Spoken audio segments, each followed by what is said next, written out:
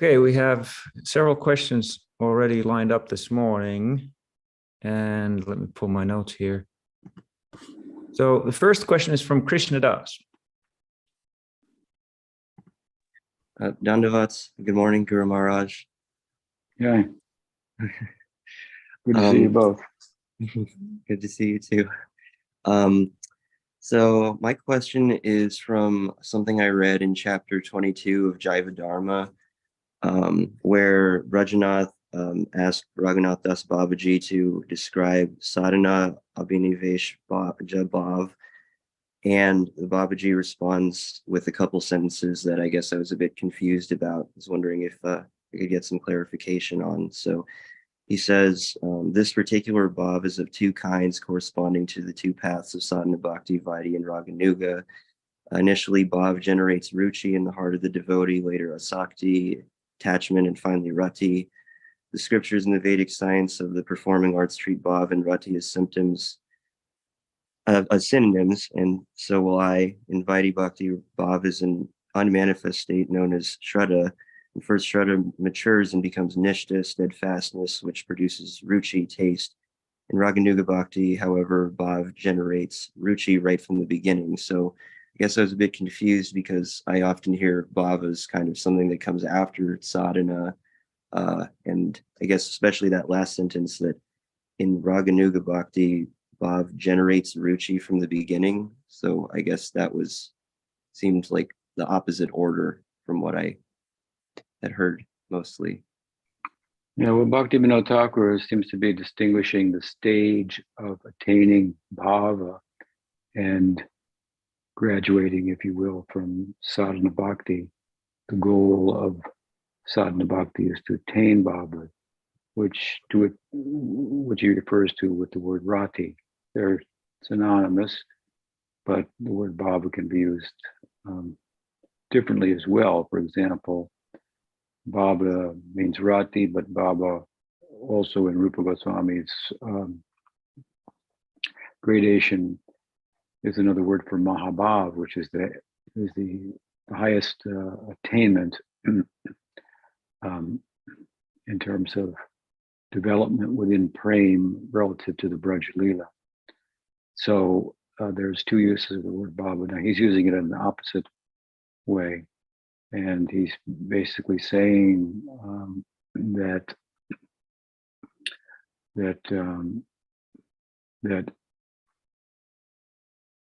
as much as the bhava is constituted of the Swarup Shakti, Krishna's internal energy, this Swarup Shakti is present in the devotee from the very beginning of his practice, or her practice. It starts to manifest. So he's speaking of it along those lines. So as the Swarup Shakti, the bhava is constituted of, begins to manifest, then gradually, progressively, the different stages in Vaidhi Bhakti come into place from anartha nivritti to nishta to ruci and so forth. And distinguishing between Vaidhi Bhakti, which is that scenario, and Raga Bhakti, in which taste accrues at the onset and takes one through the different stages, such as the power of Raga Bhakti, driven by taste. And in that regard, just in Bhaktivinoda's perspective, just as faith itself has gradations, there may be Kanishtadhikari faith, Komal Shraddha, which is tender faith. There's firm faith, and then there's mature faith. So there's Kanishta, Madhyam, and Uttam, gradations of faith, which is the animating principle in life in general and in spiritual life as well. If you have faith, you can move forward. You can do something. It's active by nature, faith. And with regard to raganuga bhakti, he uses the term shraddhamai lobha or ruci. Ruci, lobha, these are two terms used by Jiva Goswami and Rupa Goswami synonymously with regard to that which drives raganuga bhakti. Taste, greed, lobha, taste, feeling for the subject, and so forth. It's possible, the idea is that hearing about Krishna and Krishna Lila, one would just become attracted to Krishna, regardless of any philosophy. He's just very compelling. People fall in love with him, and so forth. Whereas Vaidhi Bhakti doesn't work like that. We practice Vaidhi Bhakti because it should be done, because Vishnu is God, or Krishna is God. We look at it that way as well. So he uses the term Shraddha Mai Lobha. So Mai means filled. Shraddha is filled with Lobha. That or ruci, using the words that Bhaktivinoda is using here. So Shraddha Mai ruci, faith, right? It's filled with ruci, drives raganuga bhakti from the beginning through the different stages. And someone could develop that taste from the very beginning. Typically, it doesn't perhaps happen like that. Therefore, just as there are gradations of faith, there are gradations of faith filled with taste, right? Or lobha, shraddhamai lobha. Therefore, you're going to find throughout the different texts and so forth, different descriptions of what is lobha. It sounds like real simple, like we're just talking about it right now, or it sounds like, well, it's a very high developed stage. So there's a mature form of that, and a underdeveloped, I guess you could say, or immature form of that. Now here also, when you use the term ruci or lobha, it's not being used synonymously with the stage of ruci. So therefore, as I say, you can have ruci for rag bhakti, and that may drive your practice, and it will drive you through an artha-nivritti, through nishta, to the stage of ruci, to asakti, and bhava be the driving principle. So you can look at that kind of in a broad way, as I'm saying. I just like Krishna, and there's a lot of people like them. That is what drives their practice. They don't know the philosophy very much, but they like Krishna. So that would be perhaps a way of looking at it, immature form of what we would sometimes refer to as without taste raganuga bhakti, because it's not really fully developed. Another way of talking about it is perhaps the way Bhaktivinoda Thakura is talking about it there. So again, when he talks about bhava, he's talking about the fact that the Swarup Shakti is manifesting from the beginning of our practice. It's not that there's no Swarup Shakti and all of a sudden Swarup Shakti becomes manifest.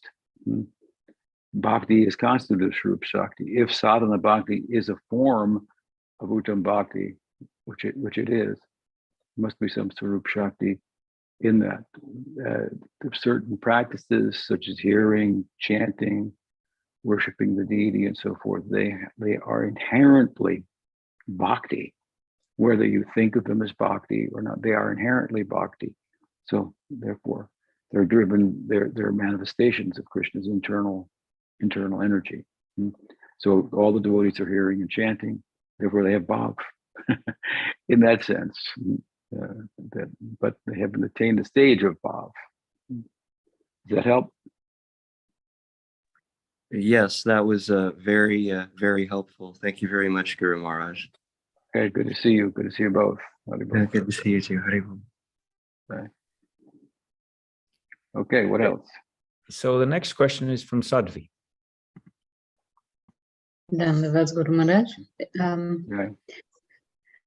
I have a question about because in the beginning of my like devotional path or practice, I was very inclined to imitate a lot and to like, I don't know, like show off or just imagine that I'm a good devotee or something. But with the time, it kind of, I lost that taste for this thing, like show off or imitate and things. And I'm just worried about one thing, if I'm like, because in the beginning when imitating like this external desire to engage in bhakti, it's very like very external, but still you expose yourself to the practice. But at the same time, when you want now to have only substance, so to say, not so much form, but it's not, I feel like I'm not exposing myself so much as I used to, because I wanted so much to show myself, or to show to myself that I'm, so is it bad? That's my wonder, to like, shall I continue to try to imitate something somehow externally, although I don't have a very real like deep taste, or I should concentrate really on the substance, and even if it's like not so much practice, so to say, but concentrate more on the substance, on the essence. Do you understand what I mean, or was it? I kind of understand. Maybe in earlier times, because you were told bhakti is like this and Krishna is attractive, you pretended that he was more attractive than you actually felt he was attractive. And you would run to the artik and jump and dance, and because you were told that, and you believed that, but you didn't feel that necessarily. And then many things have happened, and you've grown older and so forth, and you realize you actually don't feel that strongly for Krishna. And so what I was doing was kind of imitative in a way. And so if I'm understanding your question, this is what it's about. And so, but nonetheless, doing that was helpful in some ways, because I was exposing myself to all the practices and so forth. Well, there's different ways to look at that. It's said sometimes that imitation of a good thing is a good thing. And in one sense, sadhana bhakti itself is imitation. And when we go through the imitation and the practices, if you will, because we see someone else is doing that and they have bhava, and I would like to get bhava, so I will do what they're doing. I act like they act. And that's basically sadhana bhakti, which begets bhava bhakti. Even and so, but the imitation way we're going through, we're doing the dancing or whatever may be the case, and saying Jai and ecstasy, Prabhu. And, yeah, I was in ecstasy, whatever.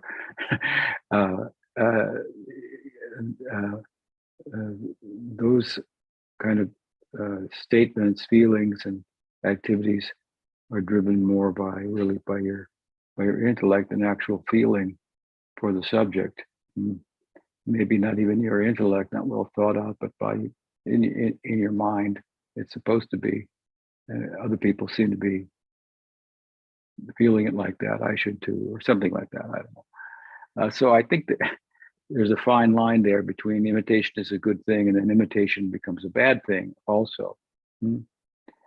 There's a couple of things that you mentioned. One thing I should say in particular is that in the context of imitating, let's say,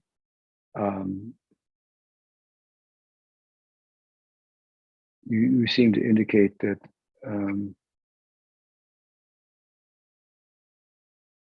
maybe you were drawing attention to yourself, or that just see I'm a more advanced devotee, and that kind of thing is not good. So you have to watch that. I think it's it's good to merge ourselves in the practices, even though we don't have a taste, and be imitative in that sense, but not in the way that we're taken in by our imitations to think that they're more than what they are. And as we consider ourselves to be more advanced than we are, now suddenly, in the context of imitating, we're cultivating a weed rather than the flower of bhakti itself. So you have to be active with the mind, analyzing and so forth, and as you advance, I think you will begin to realize how unadvanced you are. That's a good start, if you will. The closer you come to Krishna, the smaller, the infinite. The closer you come to the infinite, the more finite you begin to feel. But you feel the infinite is not just an infinite void, but infinite love and grace, and so you feel blessed at the same time. So I would hesitate to tell you not to apply yourself in all the practices with whatever kind of, wherever you can gather the enthusiasm to do so, but at the same time to watch your mind and yourself and be careful that you don't begin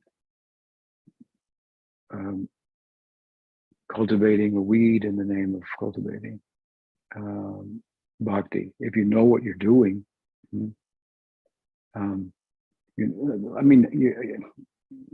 say, I realize I don't have taste. But I used to go to the arti because I didn't have taste, but I pretended that I did. Is it better for me to go to the arctic and pretend that I have a taste, or is it better for me to realize that I don't go to the arctic? I don't think the latter is a very good idea. But now that you've understood it, you can imitate without it becoming a problem. That's what I would say. Does that help? Yes, thank you. Yeah. Oh, okay. Very much. I have a follow-up on that one. Okay. So like my understanding of Sadhu's question is that it's a lot easier to imitate when you believe in your own lie, right? Because that's where you get the enthusiasm to push beyond the adhikar.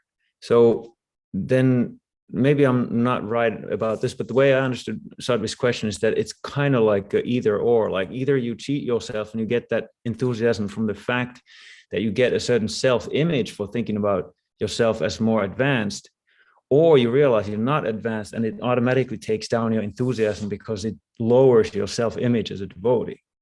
But then you have to have a more mature enthusiasm based on understanding that these practices are such that if I avail myself to them, taste will come. Therefore, I should enthusiastically participate in the practices because taste will come.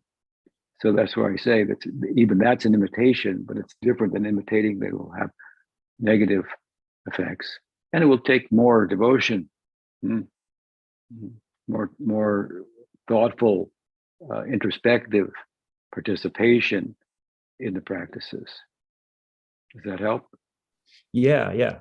It's just a lot easier said than done when you realize that you actually don't have taste, and then you're supposed to imitate while knowing that you're imitating. But I guess that's just like a phase that you have to push through. There's no way around it, right? Well, yeah, it's faith, but it's also the intelligence and the conviction, for example, that to use the analogy of Rupa Goswami with regard to taste for Harinam, one may not have taste, and the reason is not because the name is not sweet, because I can see in our Guru Parampara, we can see in the person of Chaitanya Mahaprabhu, just by chanting the name, what happened to him. So I have a conviction, given the theology of the name, the philosophy that underlies bhakti and so forth, that the name, using that example, has this kind of power. Now, I don't have a taste for it. And the analogy is, well, just like if you have jaundice, then sugarcane will not taste sweet. So now, probably everybody is convinced that sugarcane is sweet, right? Right. Of course, you've tasted it, so you know, but you may not have tasted it, but you believe other people who tasted sugar, you know, whatever, refined sugar cane. But anyway, if you have the conviction philosophically, theologically, that Krishna's nam is sweet, it has that power. I've got so many examples. There's so much of the sacred texts are all pointing in that direction, emphasizing this again and again. Okay, it makes sense, and that and I also have conviction on the other side that I am afflicted by the jaundice, if you will, of avidya, of ignorance. I have no doubt about that. So I put the two things together. That should motivate me to practice. It may be. And that may require more devotion and more effort than going about it less mindfully, if you will, which can turn into all kinds of other problems. We see false enthusiasm, utsavamai, and the pride may arise from that, and so forth. The next thing you know, you find yourself doing things that that are unfavorable for bhakti, and just having embraces some kind of dogma, not in any change, and so on. So that's my answer. Helpful? It'd be also accurate to say that that's kind of like the phase where humility becomes like important for your sadhana for the first time, in a way. Like when you hit that low, because then you have to admit that you actually have no taste, and to deal with it, you have to lower your kind of external idea of yourself or something. Yes, very good. You realize that humble position is the reality. It's not like to imitate humility. Oh, please accept my humble obeisances, Prabhu. Just see how I offered my obeisances.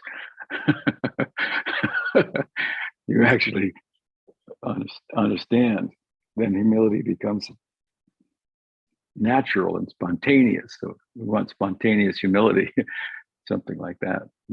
That becomes then a very powerful motive for practicing. Nice. Good. Very good. Okay. Okay, the next question is from Gayatri. Hare Krishna, Guru Maharaj. Yes. Morning. Good morning. It seems like my question is kind of building on what you've already spoken about, what Sadhvi asked and Guru Nishta as well.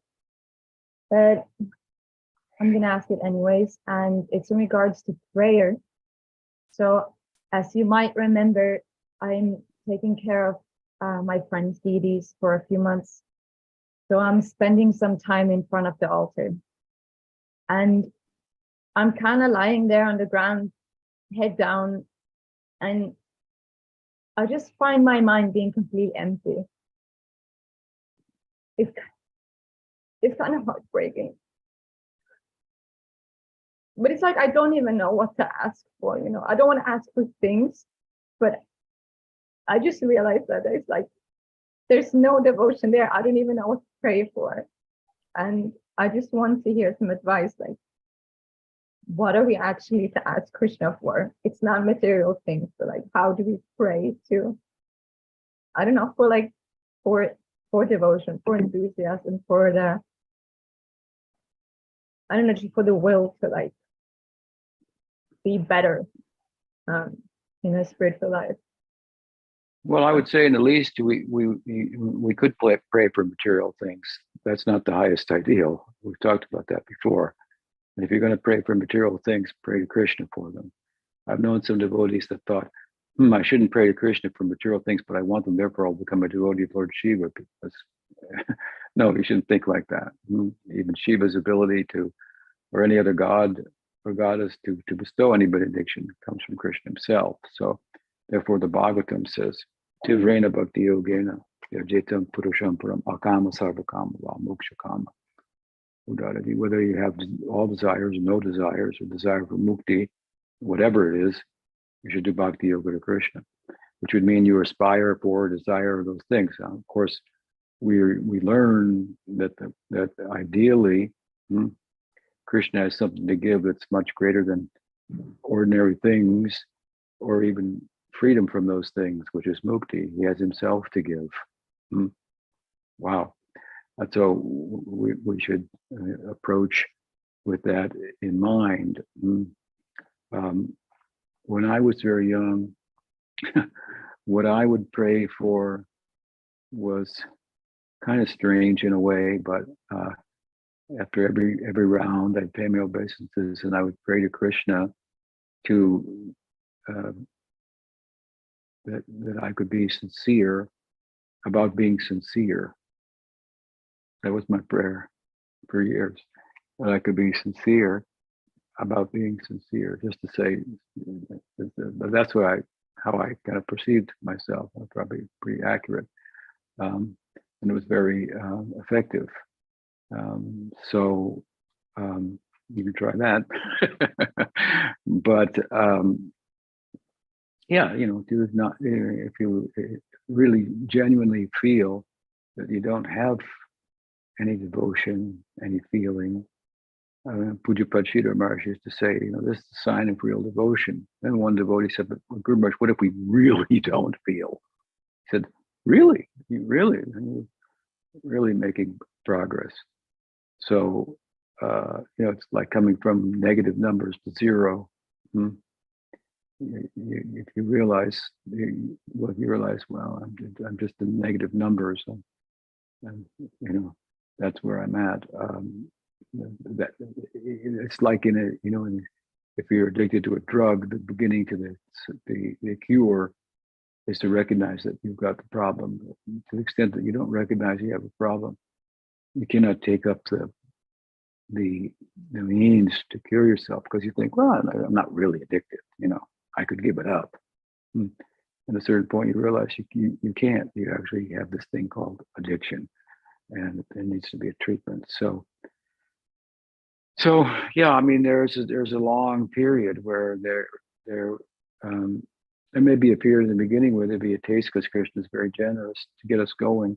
We know that's real, but to have a real and enduring, reliable taste and real feeling for bhakti, well, there are a lot of things that are in the way of that. Our anarthas, our attachments, and so on and so forth, and which don't enable which get in the way of our practice being committed, steady, consistent, and so forth, which, if it would beget a taste that was reliable. So we want to pray for the steadiness of practice, that it will be a result of letting things go that are getting in my way. And subsequently the taste that will arise from that will be reliable and enduring. So something along those lines. But it's not bad to acknowledge that you don't have a taste. I'm laying down before thee, but I really don't have any feeling. I don't know what to ask for. I don't even know what I'm doing here exactly. I do philosophically, but it doesn't, maybe correspond with my feelings. But I'm going through the motions, so it's good to recognize that, but then understand why and how what that will beget in due course if one continues along that path. So it's related to the previous question. Hope that helps. Go ahead. Yeah. What do we do? We just pray for steadiness to continue, and then for faith in the practice. For faith, increase your faith, increase your understanding, to give you a taste, pray for a taste. I have confidence these practices are what they say they are. let that become an experienced reality for myself. Things like that. Pray like that. Thank you so much. Okay. Yeah. Next.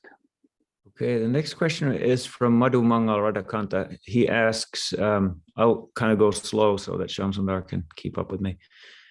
Is Balaram's consort Revati an expansion of Radha?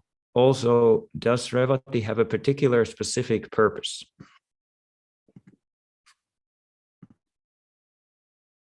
Well, we would consider all of the consorts, if you will, of Bhagwan, all of his different manifestations, expansions, and avatars to be expansions of Radha, just like Krishna is the Swayam Bhagavan. We consider her to be the Swayam Shakti. So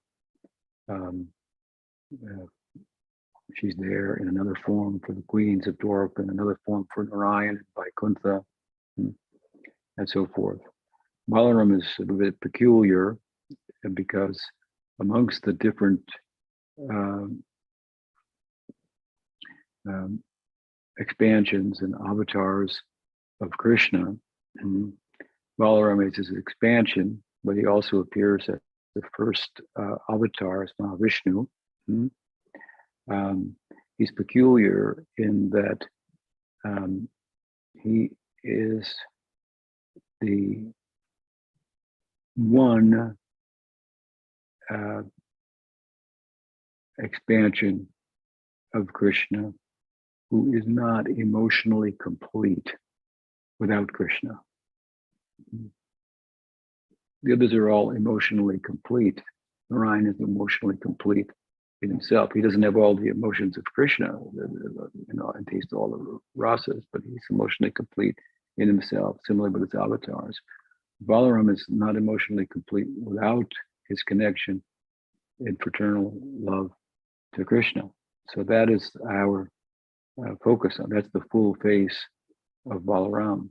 And therefore you often find, obviously, or you do find, wherever Vishnu is manifest with Lakshmi in one form or another, that Balaram is there as a third person, that in this sense, in this case, is not a crowd. It's said in Love 3 is a crowd, but there's always room for love between Lakshmi and Narayan, or any of his avatars, for the third person to be there in the form of Anantasesh, who becomes a facilitator. Here he's assisting, in an assisting role. So when we want to look at him separately from that assisting role, right, we'll try to separate him from that. Revati Ram, let's say, for example, and emphasize that, then we're moving away a little bit from the focus of Gaudiya Vaishnavism on Balaram, which gives the full picture. But Revati is the consort of Balaram in Dwarka, and he accepted that relationship at the behest of Krishna. But again, it's not a Braj form of Balaram there in Dwarka. His service or dasya component of this bhava is more prominent than the Sakya bhava, which is really the defining emotional emotion of Balaram. So when it's suppressed by the dasya, then we're looking at Mahasankarshan, Mool Sankarshan. Looking at that is Mool Sankarshan. Just like Dwarkanath Krishna is not as full as Brajendranandan Krishna, if you will. So therefore we don't give a lot of attention to Revati Ram relationship.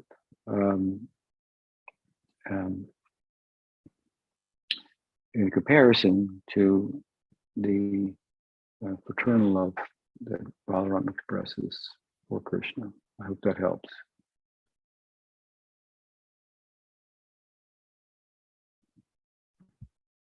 Okay, thank you very much. And the next question is from Ganga Shakti from Munich. She says, Pranam Guru Maharaj. In your Bhagavad Gita, you say that it is about slaying material attachments, also to family members in Arjuna's case, and that in order to progress in our spiritual life, we should overcome the material ego, something that definitely resonates with me. However, how can we find a healthy balance between these aspirations and our worldly duties to family members? My case is probably more extreme than most, as I am a single parent and solely responsible for a teenager with rather serious issues that take up most of my time and mental energy besides work. Thank you very much. Well, I think that, the material situation that you get yourself into in the context of bhakti, you have to deal with responsibly. And that's something that evolved out of a necessity that you had, that bhakti can digest, given its power, family life, is what I mean by that, and the implications of that, and the distractions that it can give rise to. Not, every child is not pure devotee, and and just becomes a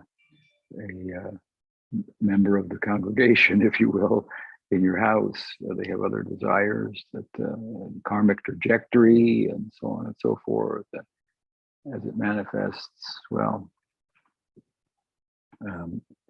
one can't neglect them. One can feel, I guess, as you're alluding to, that, oh, I'm doing this over here, it's not bhakti, but it said I should give up my material attachments. How do I balance these two things? I think you have to balance it out by understanding it for what it is, and showing affection and functioning dutifully in your role as a mother to your child, until she or he becomes, an adult, and you fulfilled that responsibility, and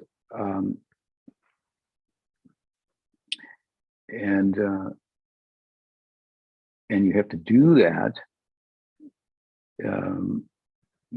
in a mood of, to use a term of Baladeva Vibhusan, what does he say?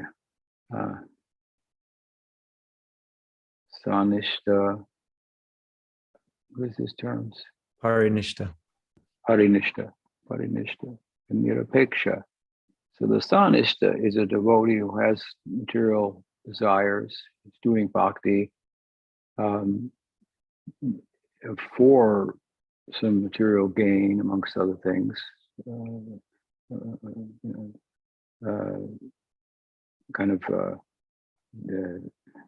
distracted, like the demigods. And then you have on the other end of the spectrum the Nirapeksha, who's a renunciate, right? Living as a monastic in the woods or whatever, in the forest. And in between that, you have what Bhakti Baladeva Vibhusan refers to as the Parinishta, who is a householder who follows, this is in a Varnashram society, but it applies to what we're talking about as well, the Dharma as it applies to his family life. In Varnashram, there are different, you got to have some scar for your child, you got to see to your child's wedding, you got to go to your father's funeral, your wife's father's funeral, and all these things. I mean, what does that have to do with bhakti? It doesn't really have anything to do with bhakti, but one can carry them out dutifully, and one should, in that position,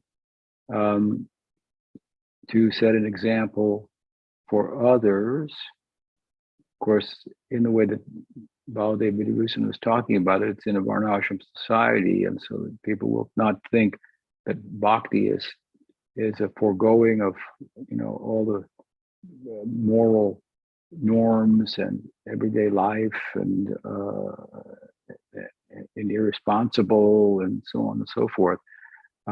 If you're an Niropekshya, it's another thing. You're a freak of nature. So, well, but the average person's got a family can't act like that.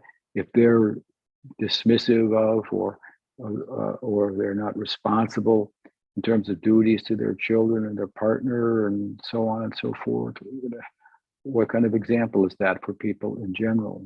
How will they be then inclined to or inspired to take up devotion? Therefore, the Niropekshya devotee should dutifully carry out all of those acts without attachment to them as responsibilities, duties from a worldly point of view that I've gotten. Maybe I felt, as I've said before, one feels that they would be more whole in a relationship and they're more better suited emotionally to practice bhakti and maybe to have a child and so forth. But then, it turns out, well, it didn't all work out in a fairy tale way, that exactly the way I wanted it.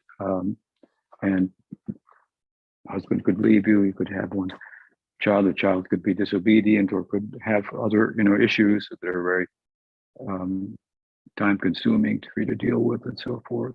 But that's your fate. And while marrying and having children was emotionally fulfilling and dealt with issues that were troubling you and getting in the way of your being able to practice without them, they bring their own problems, with them at the same time. But if, having that emotional fulfillment that most people need to have a partner, let's say, and maybe to have children, which bhakti can digest, enabled you then to not have to be preoccupied with looking for a partner and all that stuff, and then that's very consuming. Then you invest that energy in bhakti, get some standing in bhakti, and then when the problems come, which is practically inevitable, then you're in a better position to deal with them, and how you deal with them. So you have to dutifully attend to the responsibilities that come with childbearing, which means raising children. And if they're particularly, say that they're handicapped or something psychologically or physically, well, it's going to be more time consuming and so forth. But that's your fate. That you have to tend to that, and you have to tend to that very nicely, expertly, and so forth, and set a good example. But you have to know at the same time, this isn't inherently bhakti. It's not enhancing my bhakti necessarily. It could enhance your bhakti by doing it dutifully without attachment to the results. There's a difference, I think, between an ordinary person being in that situation and a devotee like yourself being in that situation. You're in a position to be able to dutifully attend to the necessity at hand and not be attached to the result, because you've got another philosophical worldview that you're situated in. So you do the best according to the situation, but you understand it for what it is. Somebody else is understanding it as the all in all. So they rise and fall with all the everything that comes with it. And they have hopes and aspirations and then disappointments that overwhelm them and so forth.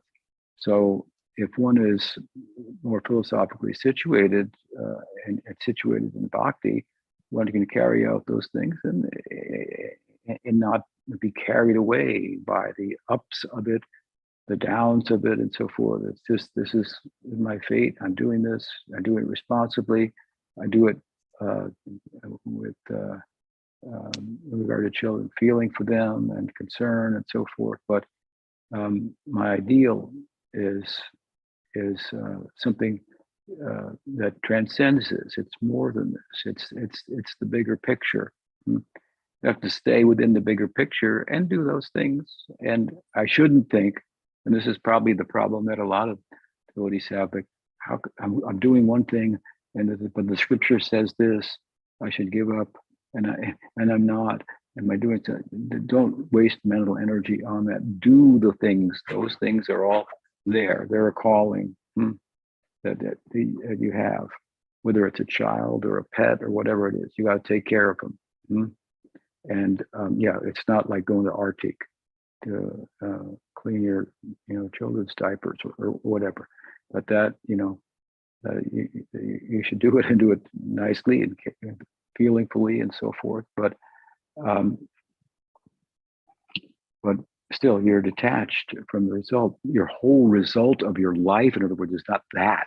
Your whole life doesn't matter. That's not the whole sum and substance of how well it goes or how bad it goes. Is not what your life is about. It's something that's come within the orbit of your life as a sadhaka that was needed by you emotionally and had a benefit and has a downside, and you're dealing dutifully with and responsibly with the downside. And you're any of you, all of you, Ganga Shakti and all, the legal age in this country is 18 years old. I mean, I was out of the house before I was 18, so it's usually after they turn 18, 19, they only want to be connected with you if they need something. Otherwise, they want to pursue their own life and so forth. So there's a point where your responsibility becomes less, and you're still young. Let's say you got married at 25, let's say, for example, and 20 years later, you're 45. Well, look, I'm 74, so I can tell you 45 is really young. It's really young. And you've had a lot of, a fair amount of experience in life, and you're in a really good position to put into practice. You've seen through the family life, the responsibilities, the distractions, and so forth. All that has run its course. You did a job as best you could, and you still chanted your rounds and everything, whatever. So you have that, to look forward to. You're single, so you're not having any more children, and there's plenty of time for you to, turn from your present position to a more exclusive, if you will, overtly devotional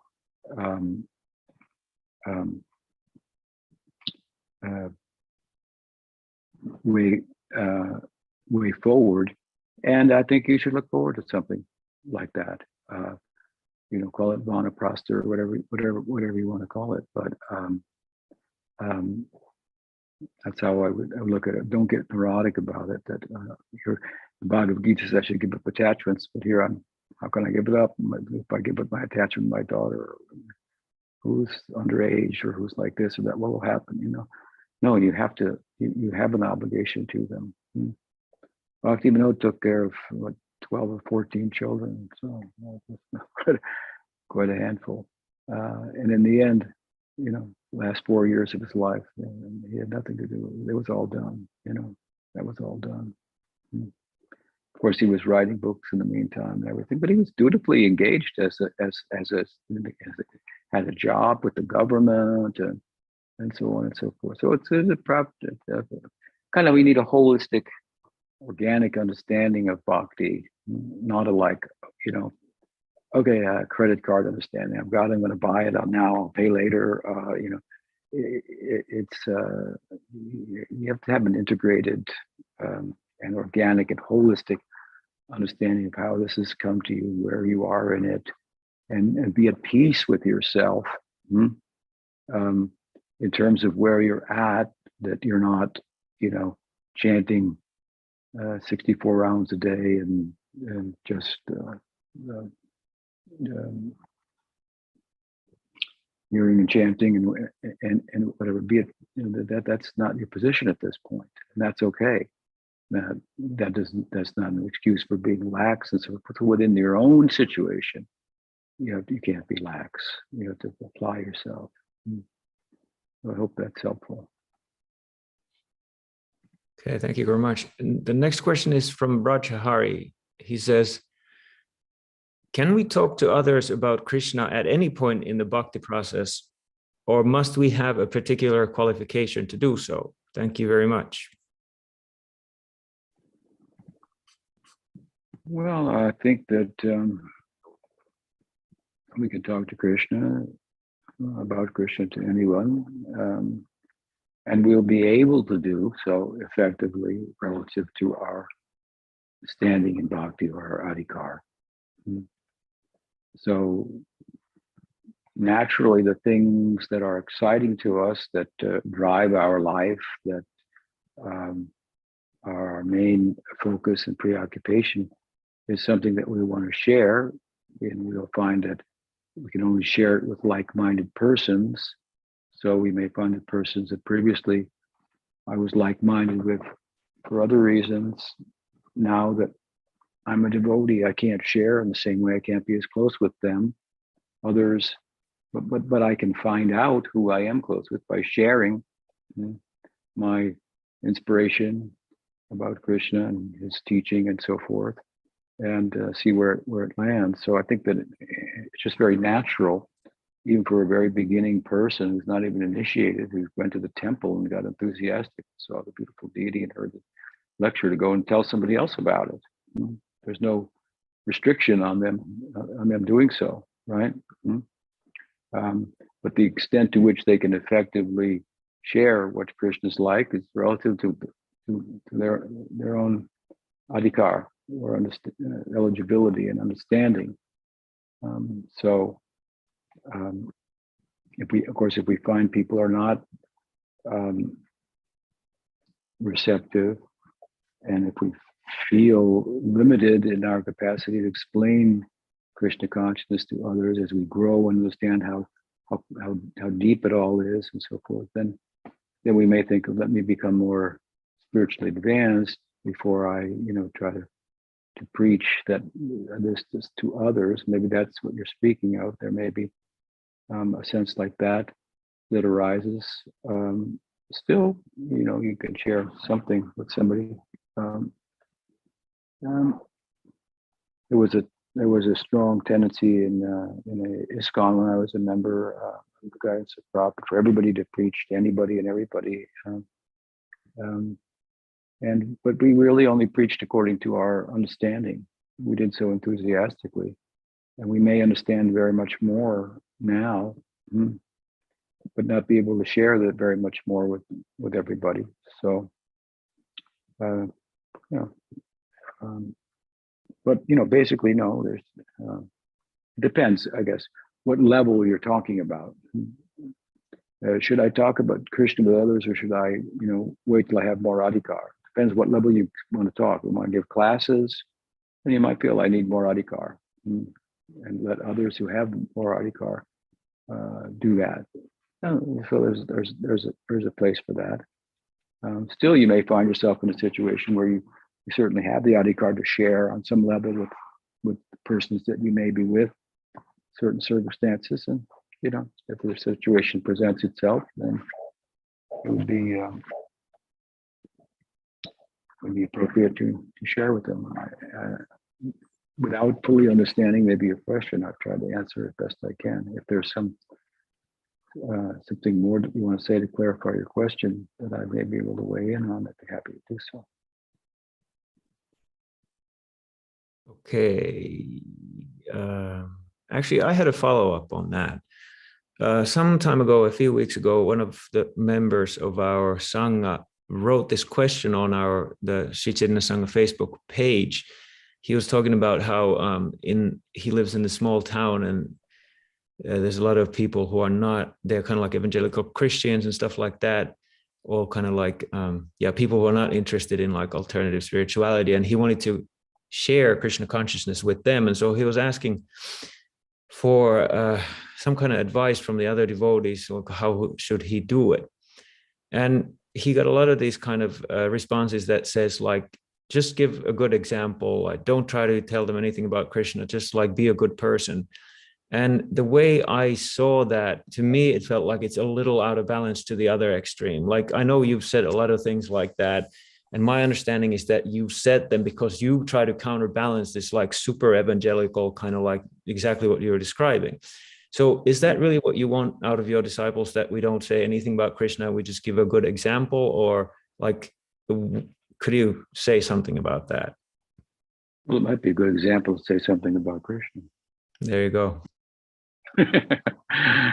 So, yeah, I think you're recognizing an extreme take on something I said that takes it a little bit out of balance.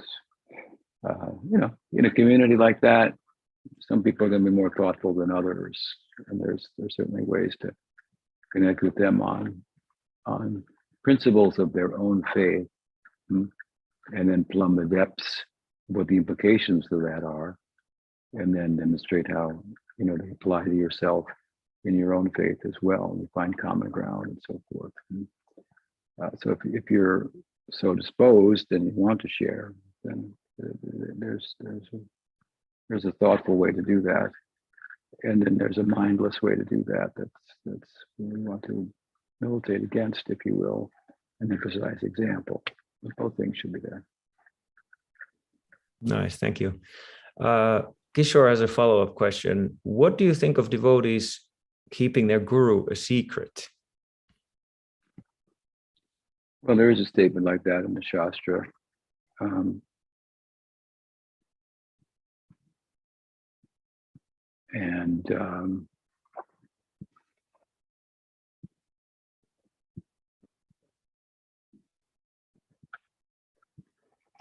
I think that there's a principle involved there. And the principle could be achieved by not concealing one's guru as much as it could by concealing one's guru. Sometimes if you conceal something, it becomes more attractive. And it creates more interest and so forth, right? So rather than going and, the opposite of that would be that you go beat everybody over the head with your guru is the best guru, and nobody wants to associate with him then. It's like something like that. So I think that statement is kind of counterbalance, other extreme to that, which is distasteful, and there's a saying in the Bible, don't put pearls before the swine, something like that. You keep it internal, but that will create an attraction. People will want to know. So there must be some point that you're not bound by it. Never tell anybody who your guru is. That that would be a misunderstanding of the statement. So I think it is to generate respect yourself for your own guru, and to also to create some kind of mystique and attraction in others. We should try to look at the principle there, and this is a statement that's said in some sacred text. I don't know which one, and among other things that one should keep hidden. Maybe to one extent, one's practice, one should boast about it. My guru is great often means, if you read between the lines, I'm great, I'm great, I'm great, I'm great. So that should be, avoided. But this is again a statement from some text in India. In India, where there are gurus, all kinds of gurus, and then you have a situation where Prabhupada comes to the United States. There are no gurus of Gaudiya Vaishnavism. He's the only one. And how are you going to hide that fact that he's your guru? And and it was a new experiment in new circumstances. His pictures on the altar, and when this statement was made, there were no cameras. To take pictures of your guru, to put them on the altar. So there are statements to the converse. That one who says he's my devotee is not my devotee. Krishna says the one who says he's a devotee of my devotee is my devotee. Therefore, the glorification of the devotee, the glorification of the Vaishnava. How many statements are there to that effect that the Vaishnava should be glorified? And you find in our parampara, using the modern instruments and technology, pictures of gurus are taken now, and they're put on altars and so on. So you're not hiding the guru. But so I think again, the way that in one sense, what's being said is one should not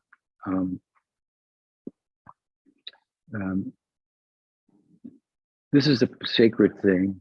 This is my internal life, and who I will share that with. It's not just anybody and everybody necessarily. That doesn't mean there isn't a place for the sharing. There is. What else? Well, I guess we're out of time now, huh?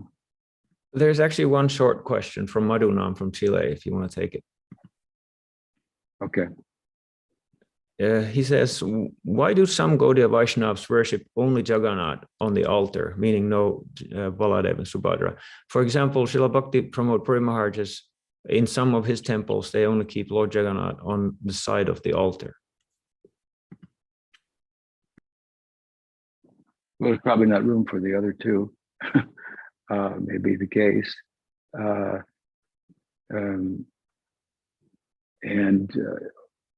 mean, Jagannath is the central focus of the three amongst Gaudiya Vaishnavas typically. In Radha Bhav, for example, your focus is not going to be to the same extent on Balarama as it would be in Sakyaras, Krishna and Balaram together. One could ask, why are there, Krishna Balaram temples, but without Subhadra? It's because of a particular focus. So I think the Madhurya Rasa focus, Chaitanya Mahaprabhu looked at the altar, he really only saw Jagannath. Now, to see Jagannath is to see the others as well. In light of Jagannath's position and so forth. There's another way to see them is more prominently. I'll give an example. If you want to see Krishna Balaram, you're going to see in Sakyarasa, you're going to see them more prominently than in Madhurya Rasa, you're going to see Krishna Balaram a little bit differently. You're going to see that Krishna looks more beautiful in the presence of Balaram. It's not the Swami says. So something to that effect. So yeah, I have something along those lines. Promote Buddha's and Swami Maharaj worship for Gadadhar. He probably was thinking of Chaitanya Mahaprabhu and Rath Yatra. Saw Krishna.